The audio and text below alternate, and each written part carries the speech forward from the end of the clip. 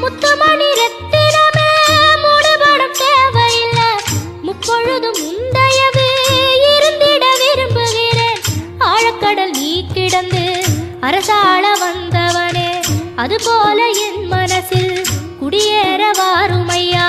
சம்ஹார நேரத்தில் சமுத்திரம் பின்வாங்கும் சந்தோஷ திருநாளில் நல்லருளை தாருமையா. முருகன் என்று முழங்க